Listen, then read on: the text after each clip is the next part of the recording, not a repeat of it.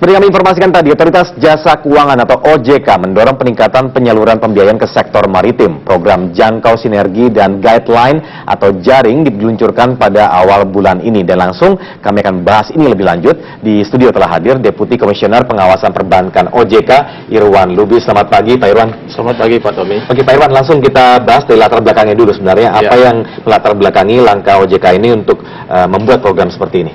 Iya, jadi seperti Mas Tommy ketahui bahwa pemerintah sekarang salah satu prioritas program pembangunannya itu ada di sektor kemaritiman. Dan itu saya kira ada di program Nawacitanya pemerintah saat ini. Nah, kita mengetahui bahwa ada cita-cita ingin membangun kedaulatan dan kemandirian di sektor kemaritiman yang sebenarnya sektor ini cukup luas.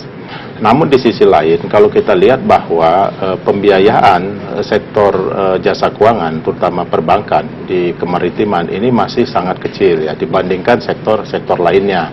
Bahkan tadi sudah benar bahwa untuk sektor kelautan dan perikanan itu sampai di, mungkin saya saya tambahin, saya update sampai di posisi akhir Maret 2015 itu mencapai 18 triliun atau hanya sebesar 0,5% dari total kredit yang mencapai sekitar 3.670 triliun.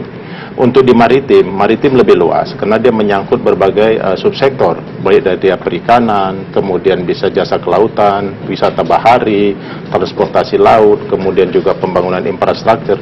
Itu nilainya sampai dengan Maret 2015 itu kisarannya sekitar 91 triliun, itu tidak lebih dari 2,5%. Nah, oleh karena itu kalau kita melihat potensi yang demikian besar di sektor kemaritiman dan sektor kelautan dan perikanan, nah harusnya ini juga ada upaya dari OJK sebagai otoritas yang menangani stabilitas sistem keuangan untuk mendorong sektor jasa keuangan meningkatkan pembiayaan di sektor kemaritiman, termasuk dalam hal ini yang kita prioritaskan juga adalah sektor kelautan dan perikanan. Oleh karena itu, program jaring yang kita inisiasi bersama dengan Kementerian Kelautan Perikanan, Kadin, Perbankan, dan berbagai asosiasi di industri keuangan non-bank, ini salah satu tujuannya adalah mendorong akselerasi pertumbuhan kredit dan pembiayaan di sektor kemaritiman. Itu mungkin latar belakangnya. Nah, kalau kita lihat tadi kan di informasi sebelumnya kita sudah bisa targetkan ke depannya bisa melebihi 50%. Tapi dengan target besar seperti ini, kira-kira program-program apa saja yang atau ruang lingkupnya seperti apa saja yang bisa dilakukan khususnya untuk pembiayaan atau kredit terhadap di sektor ini sendiri? Iya. Jadi kalau kita lihat bahwa jenis kredit perbankan yang bisa dikucurkan untuk sektor kelautan dan perikanan, termasuk sektor maritim, itu antara lain adalah jenis kredit investasi. Ini bisa untuk membangun pembiayaan seperti pembiayaan pembuatan perkapalan sebagai salah satu armada kelautan untuk penangkapan ikan. Kemudian juga membangun infrastruktur, misalnya sentra produksi. Di situ bisa juga membiayai cold storage.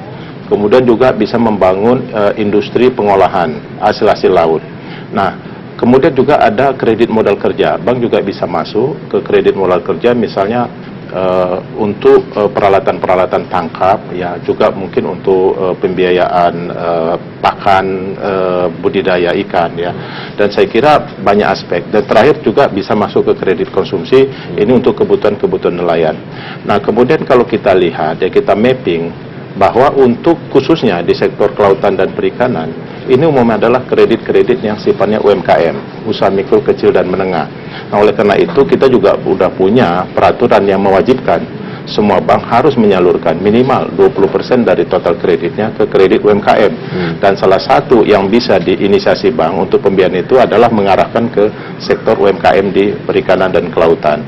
Kemudian juga kita juga mewajibkan bank itu menyalurkan minimal 55% dari total kredit itu untuk sektor produktif. Nah, kita juga melihat bahwa sektor perikanan, kelautan, dan maritim ini sektor produktif. Jadi regulasinya sudah mengarah ke sana. Kemudian juga kita mendorong bank juga untuk lebih meningkatkan ketiga jenis kredit.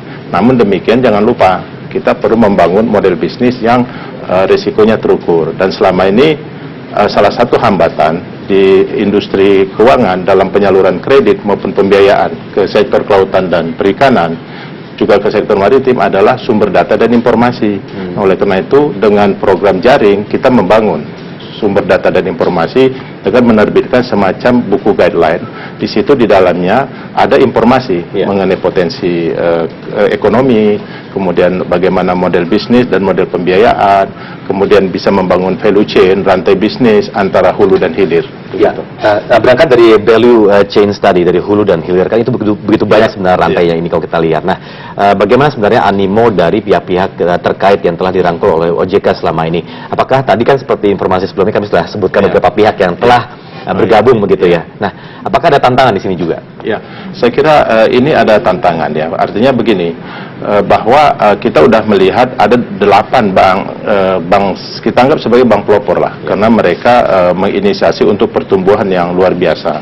Rata-rata bisa di atas 50-60%. Nah, di sini sebenarnya tantangan itu adalah bagaimana misalnya membiayain hulu. Katakanlah contohnya misalnya sederhana adalah bagaimana membiayain nelayan tangkap ya, tetapi hasil produksinya itu bisa diproses di dalam industri pengolahan. Jadi ada rantai bisnis, off-takernya jelas ya. Kemudian juga di sini bagaimana juga pihak perbankan juga harus masuk bersama pemerintah membiayai infrastruktur, misalnya membangun pembiayaan cold storage seperti yang dilakukan oleh salah satu bank.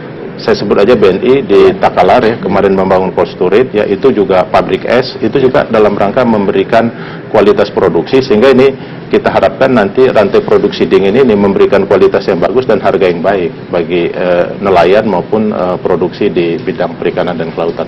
Tantangannya ada, tantangan cuaca ada, tapi dengan model bisnis yang kita bangun, kita berharap mitigasi risiko bisa kita jaga, dan kita berharap NPL, non-performing loan perbankan di bidang perikanan ini bisa terjaga ya samalah dengan level NPL di industri keuangan. Oke, tapi kalau dilihat dari targetnya sendiri, apakah sudah terlihat dari OJK sendiri target jangka menengah atau panjang dari program jaring ini? Saya kira sudah terlihat ya, karena ternyata memang potensi ekonomi ya di sektor kelautan dan perikanan itu luas banget.